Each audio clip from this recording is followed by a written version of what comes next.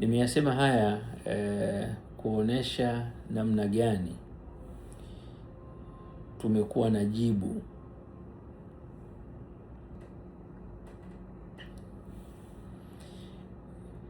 kuendelea kuthibitisha tunachofanya ili kuwasaidia watu ambao waliopandikizwa virus wa akili. Wazungu walichofanikiwa kwa sababu wanajua kabisa uwezo wa Afrika ukoje, wakawatengeneza utaratibu ambao unawafanya Waafrika wadumae na waendelee kuwa katika utaratibu ambao wao wanaotaka. Ni matumaini yangu makubwa sana mambo mawili.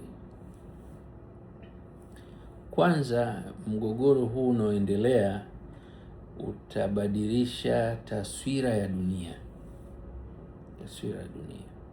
So ni mgogoro unaotumia akili nyingi sana. Nitakupa mfano mchache tu.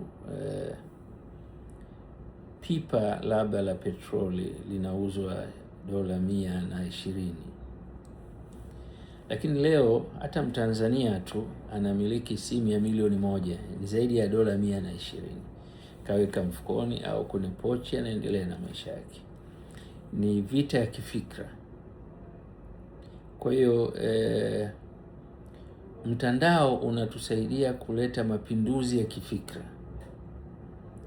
Nilipoamua kabisa kuonesha kipimo, maana yake kusahihisha mawazo ya watu wanaoamini ukiwa positive huwezi kuwa negative. Kwa hiyo ni vita ya kifikra.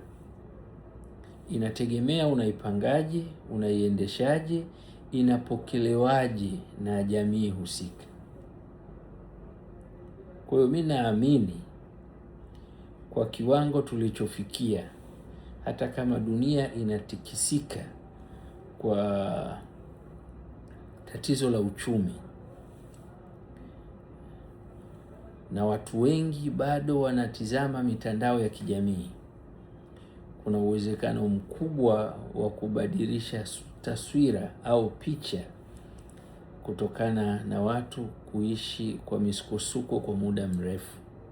Leo mtu mmoja ananiambia kila ninapokula dawa mimi naumwa.